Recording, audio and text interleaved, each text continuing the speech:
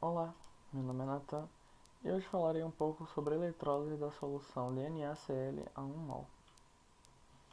Bom, antes de vermos a eletrólise do sal de cozinha propriamente dito, gostaria de explicar um pouco mais sobre a eletrólise em si, que nada mais é que um meio para que possamos fazer com que reações não espontâneas ocorram graças à passagem de uma corrente elétrica pelos reagentes, e assim possamos obter seus produtos.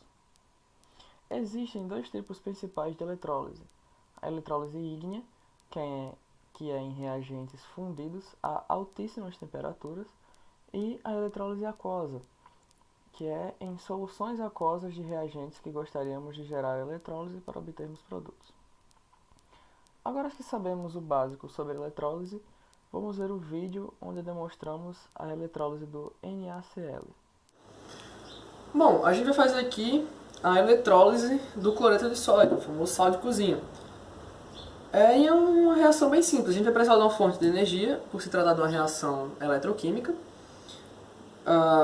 Aqui vamos usar uma bateria de moto de 12 volts e 6 amperes. Dois fios de cobre para servirem como eletrodo e o próprio sal de cozinha.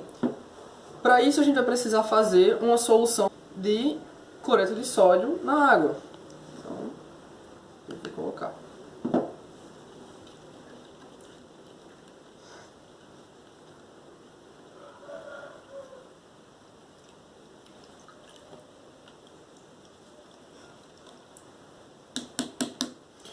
Bom, com a solução pronta, a gente vai inserir os dois eletrodos na solução. Só que a gente tem que tomar cuidado para não esbarrar em momento nenhum os dois eletrodos, porque isso pode causar um curto na bateria e danificar o equipamento. Então vamos lá. Bom, aqui a gente pode ver que no polo negativo está tendo a formação de um gás e no polo positivo aparentemente não está acontecendo reação alguma. Vamos entender aqui o que de fato está acontecendo nessa reação.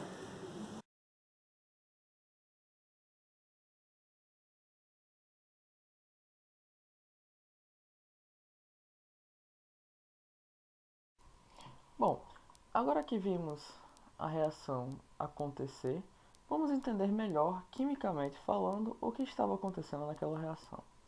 Bom, ao colocarmos o sal de cozinha na água, houve uma dissociação iônica do cloreto de sódio, gerando os íons Na+ e Cl-. Depois ocorreu a autoionização da água, gerando H+ e OH-. Aí temos a semi-reação do cátodo, onde o íon hidrogênio H+, que antes estava livre na solução, ganha 2 elétrons e se torna o gás H2 e é liberado da reação.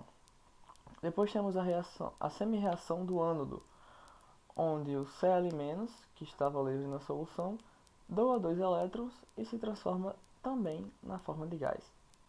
E por fim temos a reação global, onde vemos que usamos o cloreto de sódio e a água como reagentes e obtemos como produto o hidróxido de sódio, que é mais comumente chamado de soda cáustica, o gás hidrogênio e o gás cloro. Porém, nossa reação não acaba por aí, visto que, como temos os produtos, sendo eles hidróxido de sódio e cloro, visto que o hidrogênio é instantaneamente liberado para a atmosfera, com um estudo um pouco mais aprofundado das reações químicas, vemos que isso pode gerar hipoclorito de sódio, já que o meio mais fácil de gerá-lo é borbulhar gás cloro numa solução de NaOH, hidróxido de sódio.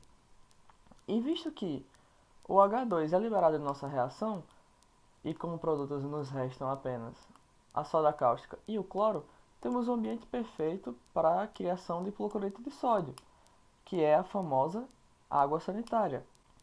Então vemos que temos como produto a água sanitária, o sal de cozinha e a água. Bom, agora que vimos a reação propriamente dita, quais são os produtos e quais são os reagentes, vamos entender um pouco mais estequiometricamente falando dessa reação.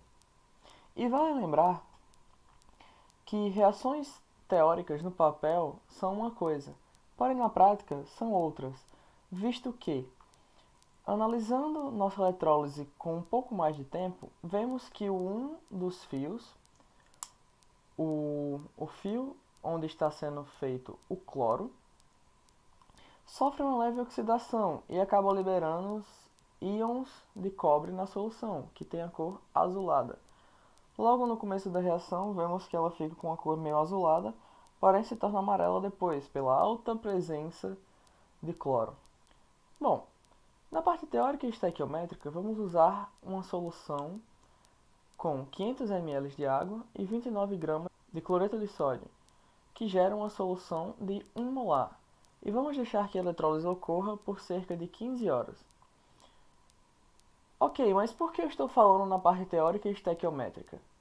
Porque no vídeo que foi gravado como demonstração, nós usamos medidas a olho e não precisas. Logo, realizamos outro experimento que não foi gravado, apenas registrado algumas fotos com o decorrer do tempo, onde usamos precisamente 500 ml de água e 29 gramas de cloreto de sódio.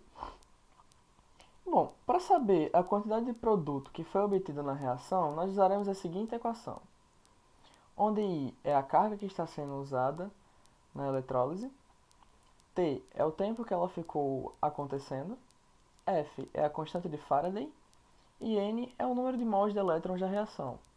Bom, com todos os dados que temos, podemos ver que no final de nossas contas teremos 3,36 mols de elétrons em nossa reação.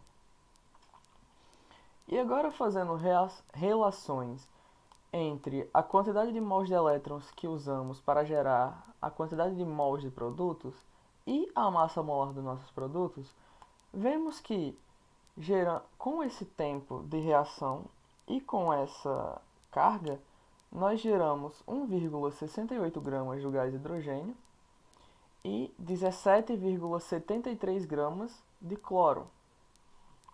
Ok, mas essa é apenas a primeira fase de nossa reação. Na segunda fase, onde nós geramos o hipocloreto de sódio, não será feito o cálculo como no exemplo anterior, já que esta reação, essa equação global, essa reação global, não é da eletrólise, e sim de um processo espontâneo de reações de oxirredução. Com isso, podemos notar que existe uma diferença bastante notável entre as reações quando nós as analisamos teoricamente e quando nós a pomos em prática, visto que, na teoria, consideramos que há apenas uma reação acontecendo, e na prática vimos, por exemplo, que em uma eletrólise muito básica, como a do cloreto de sódio, há 3 reações acontecendo. A formação do NaOH, do cloro e do hidrogênio, posteriormente a formação do hipocloreto de sódio, de mais sal de cozinha e água, até o ponto em que a reação pare. É isso. Muito obrigado. O que solta íons de cobre em nossa reação e, consequentemente, oxida o fio.